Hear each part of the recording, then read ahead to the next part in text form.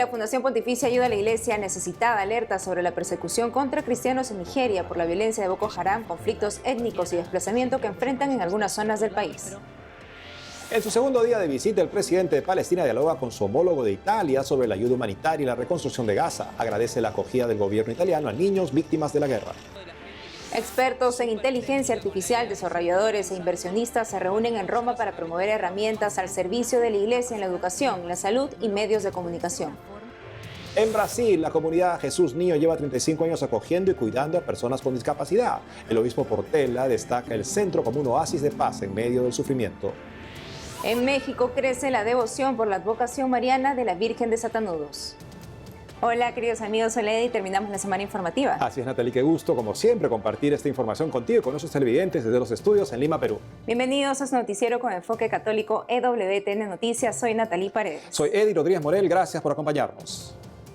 Empezamos las noticias desde el Vaticano con la alerta del Papa León XIV ante lo que llaman las nuevas adicciones de los últimos tiempos, el juego compulsivo, las apuestas y la pornografía como consecuencia del uso excesivo de Internet. Así Prensa reporta que el Santo Padre lanzó esta advertencia en un videomensaje este viernes a los participantes en la 7ª Conferencia Nacional sobre las Dependencias, promovida en Roma por la Presidencia del Consejo de Ministros. Más tarde, en audiencia con los miembros del Advisory Board del RCS Academy, una institución de alta formación en los campos del periodismo, la economía, la comunicación y la empresa, el Santo Padre les propuso como retos enseñar a informar con responsabilidad y al mismo tiempo poner a sus destinatarios en condiciones de evaluar críticamente todo, distinguiendo los hechos de las opiniones y las noticias verdaderas de las falsas. Ahora veamos qué proponen expertos en inteligencia artificial reunidos en los últimos 2 días en el Vaticano para poner esa tecnología al servicio de la Iglesia. Nuestra corresponsal Paola Flynn informa.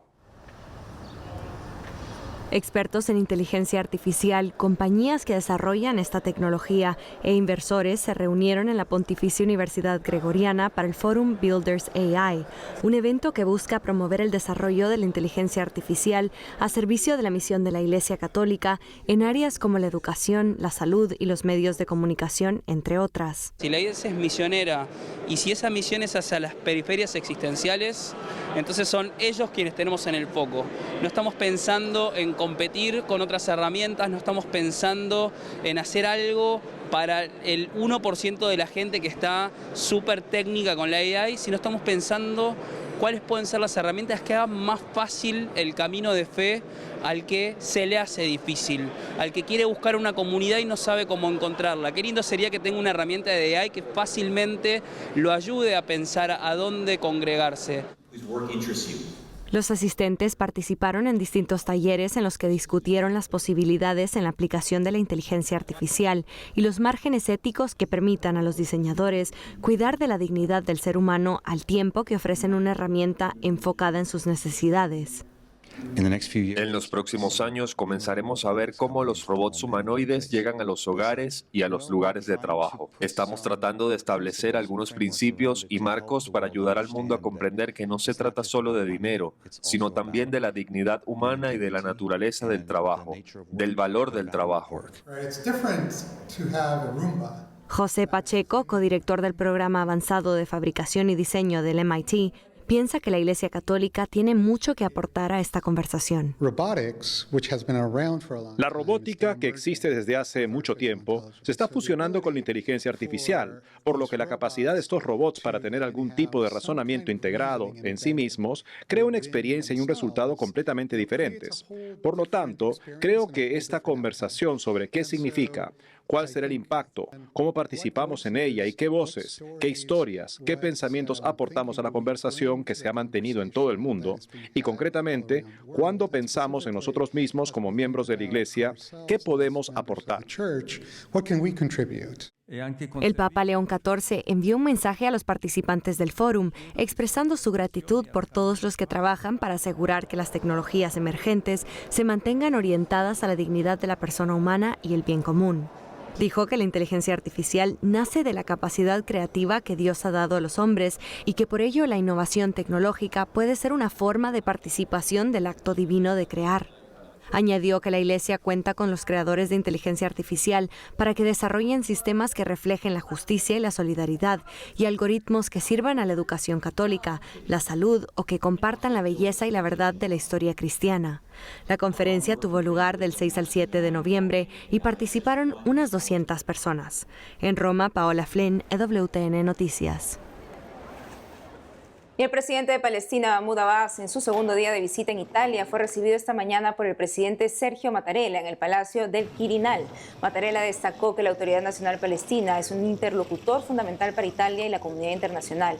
Subrayó que la ayuda humanitaria, la reconstrucción de Gaza y la solución de dos estados requieren el desarme de Hamás y el apoyo de los países árabes, informan medios locales. Abbas agradeció a Italia el apoyo humanitario, la acogida de niños heridos, la formación de la policía palestina y su participación en la Fuerza de Observación Europea en Rafah. Este jueves se reunió con el Papa y también se reunirá con la primera ministra Giorgia Meloni. Mientras en Gaza, empresas de electricidad palestinas reparan las líneas eléctricas destruidas por la guerra entre Israel y Hamás. En Deir al-Balá buscan reactivar la central eléctrica y restablecer el suministro en servicios esenciales como la planta de tratamiento de agua. Según la ONU, la guerra dejó el 90% de la infraestructura civil dañada y el costo de reconstrucción supera los 70.000 millones de dólares. Escuchemos al padre Gabriel Romanelli, párroco de la Sagrada Familia en Gaza, sobre cómo la comunidad enfrenta las consecuencias de la guerra.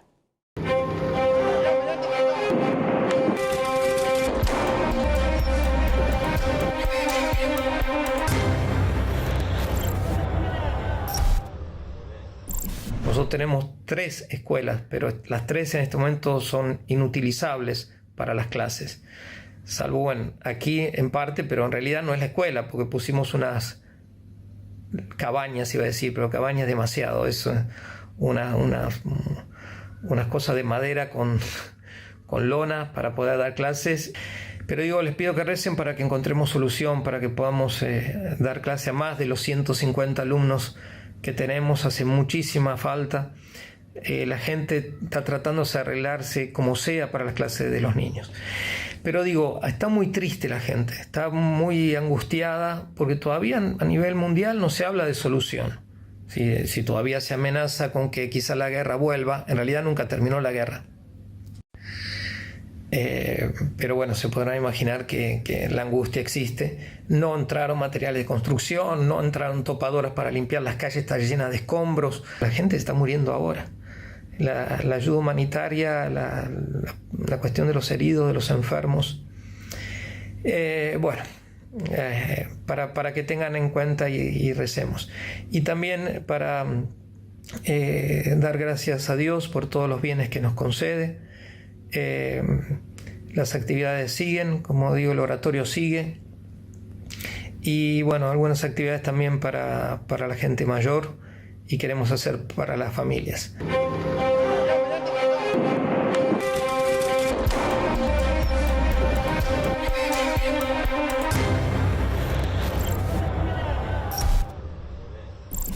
Llevamos la atención a Estados Unidos, que desde el 1 de octubre afronta un cierre de la administración o cierre del gobierno debido a la falta de consenso en el Congreso entre republicanos y demócratas para aprobar la ley del presupuesto del país. Las consecuencias se reflejan en empleados del Estado impagos y la paralización de determinados servicios públicos, entre otros. Ante la falta de acuerdo político, aún sobre el gasto público, el Congreso discute una medida de emergencia o resolución continua. Veamos el reporte de EWTN News Nightly.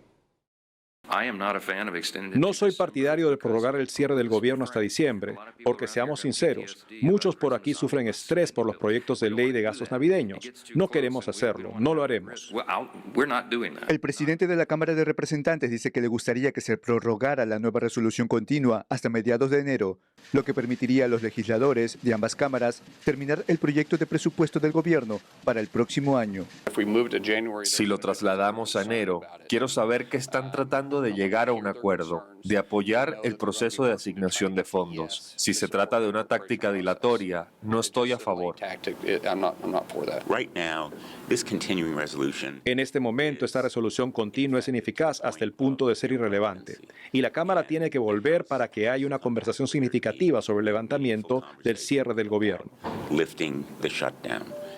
Varios demócratas de centro están indicando a sus colegas republicanos que se podría llegar a un acuerdo en los próximos días, pero otros demócratas del Senado advierten que es un riesgo reabrir el gobierno sin una concesión real del presidente Trump sobre la prórroga de subsidios a las primas de seguro médico que están a punto de expirar. Donald Trump y los republicanos piensan que es más importante conceder $1.000 millones en desgravaciones fiscales a un puñado de multimillonarios que seguir ayudando a nuestros vecinos que necesitan acceso a la asistencia sanitaria. La secretaria o ministra de Trabajo asistió a la reunión informativa de los líderes republicanos de la Cámara de Representantes y dice que se han enviado notificaciones a los 50 estados sobre el agotamiento de los fondos del seguro de desempleo. Eso será lo siguiente por lo que tendremos que preocuparnos si la gente deja de recibir su seguro de desempleo. Eso será desesperanzador para la población activa estadounidense. Así que eso es en lo que nos estamos centrando ahora.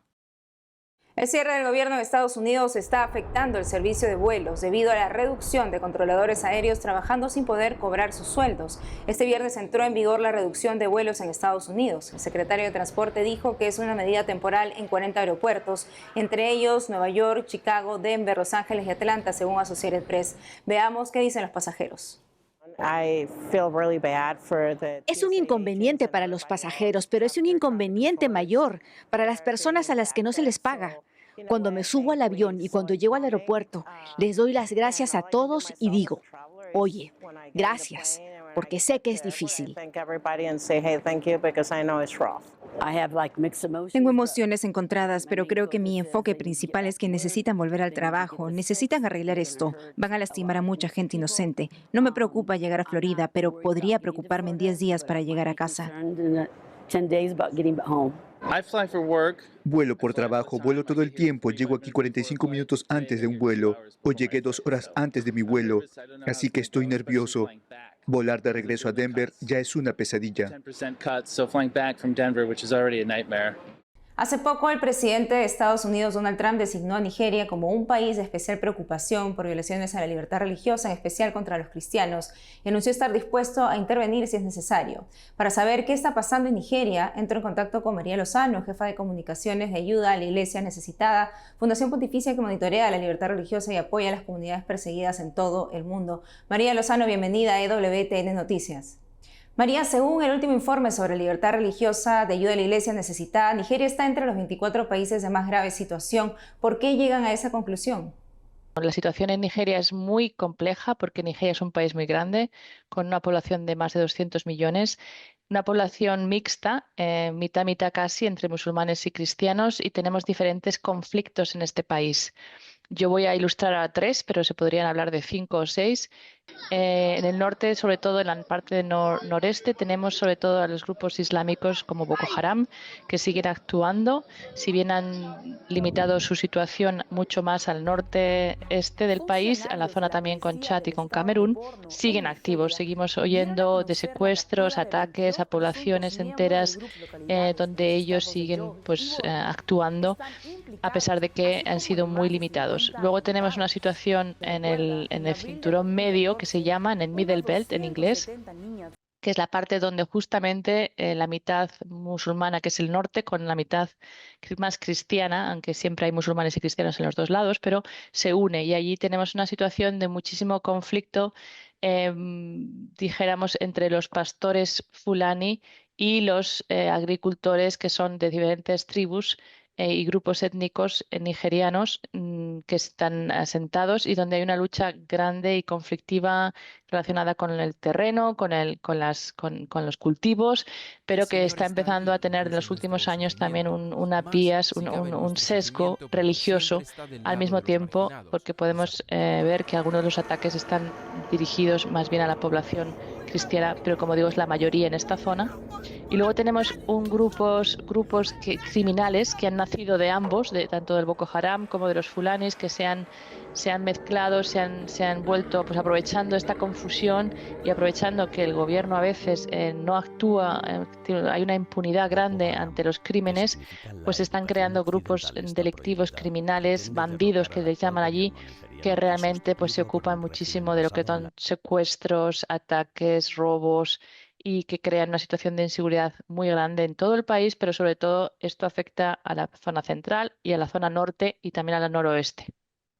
Y dentro de todas estas zonas que nos estás explicando, ¿cuál es la religión más atacada y a qué se debe esto? Esta es una pregunta que para nosotros siempre es muy difícil contestar desde un punto de vista muy objetivo, porque por supuesto nosotros sobre todo como Fundación Pontificia pues nos centramos mucho a hablar de la persecución religiosa, sobre todo con los cristianos, con lo cual nosotros tenemos datos sobre todo de la población cristiana que ha sido atacada, perseguida, secuestrada, las poblaciones que han sido afectadas.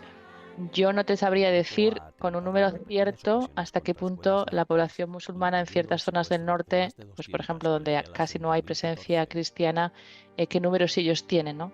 Pero con los datos que nosotros tenemos y habiendo realizado un estudio de otras organizaciones que se ocupan mucho más de contar los números, parece ser que proporcionalmente el número de cristianos es mayor. Como digo, en la zona central es normal, porque la población es en su mayoría sobre todo cristiana, con lo cual casi todas las víctimas son cristianas. Y en el norte hay tanto musulmanes como cristianos que son afectados por el islamismo, por el terrorismo, pero parece ser que proporcionalmente se habla de que hay más víctimas cristianas que musulmanas, ¿no? La identidad religiosa es muy importante en África y esto no se puede obviar. Es también un motivo de esta violencia contra comunidades cristianas. En muchos de esos momentos la población nigeriana sobre todo lo que reclama es una respuesta más justa, más centrada. Hay muchísimos desplazados, esto tampoco lo hemos contado, pero estos ataques a poblaciones enteras en el Middle Belt ha ocasionado que haya millones de desplazados, con lo cual, además de que lo han perdido en todo, pues no pueden tampoco volver a sus cultivos, no tienen nada para comer porque son como he dicho, agricultores. O sea, es un grave problema. Entonces, una de las cosas que sí que se le pide al gobierno de Nigeria es que intente reaccionar ante esta situación y ocuparse de la seguridad de su país, que es uno de los grandes problemas que tiene Nigeria. ¿Y hay signos de esperanza o avances que se pueda destacar en el país? Bueno, yo creo que a pesar de todo lo que están pasando los nigerianos desde hace ya años, porque además esto no es nuevo, con lo cual también nos alegra que esto esté en los temas de comunicación, siendo que es un tema complejo, a veces es difícil hablarlo, pero yo creo que es muy bueno también. Tengo que decir que estamos contentos de que el país de Nigeria salga en los headlines, en los titulares de las noticias. Creo que es peligroso a veces la manipulación narrativa que hay, porque algunos intentan también politizar e instrumentalizar la religión para su propia política, pero creo que es muy importante que hablemos del sufrimiento del pueblo de Nigeria, del sufrimiento sobre todo de los cristianos en Nigeria, que es grande y que se sienten a veces muy solos. La cuestión de la esperanza es, pues eso, ya que por lo menos hemos conseguido que se hable del tema. Lo segundo que también creo que es importante es saber que la iglesia en Nigeria es una iglesia muy, muy fiel, muy creyente, muy motivada, a pesar de todas las dificultades. Sigue siendo una iglesia en pie que ayuda a su pueblo. Una cosa se me ha olvidado decir, pero que creo que es importante, es que en el norte, además, los cristianos que viven en minoría muchas veces se sienten como ciudadanos de segunda clase, ¿no? Relegados. Hay una discriminación. No tienen derecho a veces a construir iglesias, no tienen derecho a acceder a cargos políticos. Entonces, también creemos que ahí es bueno levantar la voz para pedir por más igualdad y más justicia, ¿no? Y nosotros levantamos la voz por nuestros hermanos en Nigeria y oramos por ellos. María Lozano, muchas gracias por la entrevista. Gracias a todos. Hacemos una pausa y al volver. En Brasil, la comunidad Jesús Niño lleva 35 años acogiendo y cuidando a personas con discapacidad. El obispo Portela destaca el centro como un oasis de paz en medio del sufrimiento. Además, en México crece la devoción por la advocación mariana de la Virgen de Satanudos. Regresamos con más noticias con Enfoque Católico.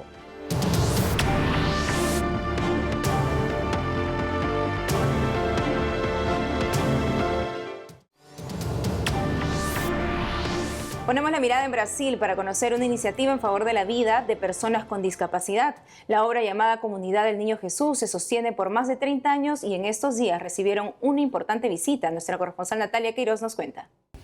Em Petrópolis, entre montanhas e silêncio, existe lugar donde el amor se transforma en hogar.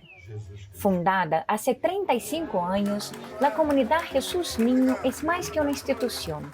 Es una familia que acoge, cuida y transforma vidas.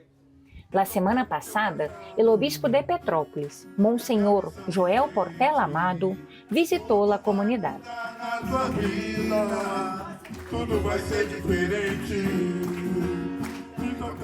Aquí en la comunidad Jesús Menino. Aquí en la comunidad Jesús Niño se vive una de esas situaciones de mucho sufrimiento y lamentablemente muchas veces de olvido. No se presta atención a ciertas realidades, pero la gracia de Dios a través de muchos corazones generosos se hace presente aquí, en una larga historia de 35 años. Aquí en medio de tanto sufrimiento es uno de los oasis de paz, fraternidad, acogida y caridad. La comunidad del Niño Jesús está ubicada acá en Petrópolis, en este sitio, donde hay 8 casas para acoger a los 45 hijos adoptivos de Antônio de Melo. Acá es conocido como un pedacito del cielo en la tierra. Antônio de Melo es el fundador de la comunidad. Él adopta legalmente a personas con discapacidad y vive con ellos como una verdadera familia junto con otros consagrados de la comunidad. La alegría de tener a los 45 hijos es la alegría de vivir la paternidad de Dios. Es posible porque servimos y amamos a Dios. Ese mismo Dios que me llama a ser cristiano, hijo suyo, me da la misión de ser padre, que significa ser presencia. La visita pastoral de Monseñor Joel ha traído tanto amor, alegría y presencia. Eso significa que la iglesia está aquí. Dios confirma la obra como obra de su iglesia. La alegría que viene del Niño Jesús está presente en la vida de cada uno de los hijos de Tonio, que dan testimonio de la felicidad de tener una familia. Soy muy feliz acá. Vivir en la comunidad de Jesús Niño es muy bueno porque aquí es mi casa. Vivo con mis padres, mis madres y mis hermanos. Si no fuera por ellos, no estaría aquí. Pero Dios me colocó aquí para siempre. Esta es mi casa. Acoger al obispo Monseñor Joel fue para nosotros una gran alegría. Cuando el obispo viene, se encuentra con Nazaret, se encuentra con el mismo Dios niño en los niños especiales. Vivir en la familia Jesús Niño es una gracia muy grande de Dios. Aquí, aunque soy ciego visual, puedo adorar a Dios, a su Hijo Jesucristo, único Señor. Además de Tonio y de los consagrados, la comunidad cuenta con la ayuda de muchos voluntarios, como Gustavo y Rafaela, que llevan más de 25 años dedicados a esta misión. Aquí se conocieron, se casaron y siguen ayudando hasta hoy. La comunidad del Niño Jesús para nosotros es un soplo de esperanza muy grande en estos tiempos actuales de la humanidad, donde vemos tantas cosas que van en contra de la vida a favor del aborto. Aquí, Él es el soplo de esperanza, el soplo de Dios en la realidad de vida que vivimos hoy. La comunidad es la extensión de nuestra familia. En Jesús Niño, cada gesto es una oración, cada vida es un milagro y cada día esta comunidad sigue siendo un testimonio vivo de que el amor transforma, sana y permanece. En Petrópolis, Natalia Queiroz, EWTN Noticias. Y en México crece en forma notable la devoción a la Virgen de Satanudos. Nuestro corresponsal Diego López Colín explica. Una imagen de la Virgen María con una cinta blanca entre las manos conquista templos y corazones. La Virgen de Satanudos atrae a miles de fieles que buscan desatar los problemas de su vida cotidiana. Yo puedo acudir llena de confianza para pedirle cosas muy sencillas que pueden parecer hasta superficiales, como cosas muy serias y muy importantes y graves, ¿no? Es como que esta vocación te transmite una maternidad de María. Cientos de cintas blancas con peticiones se atan a diario a la imagen. Cada una representa un nudo que los fieles desean entregar a la Virgen. Siempre me he encomendado a ella y cualquier problema, ya sea de salud, económico, o a veces afectivo, emocional o falta de trabajo, todo se le encomienda a ella que nos ayude a eso, porque a veces cargamos las cargas, se supone que eso es, ¿no? Claro. Los nudos son cargas. He leído que es súper milagrosa, entonces creo que necesitamos en este momento tener un poquito de fe y es bueno venir específicamente con alguien tan milagrosa a poder entregar tus nudos. El origen de esta advocación se remonta al siglo XVII en Alemania. Según cuenta la tradición, un matrimonio en crisis pidió ayuda a un sacerdote jesuita. Este puso en las manos de la imagen de la Virgen un lazo con un nudo atado por cada problema de los esposos en su relación y rezó por ellos. El milagro se dio y el matrimonio permaneció unido. Esta historia inspiró la pintura que hoy se venera en Augsburgo.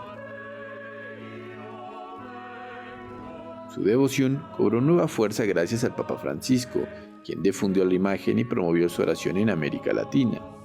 Hoy, la Virgen de Satanudos se venera en santuarios y capillas de México, Centroamérica y Sudamérica, convirtiéndose en un símbolo de esperanza, reconciliación y fe cotidiana.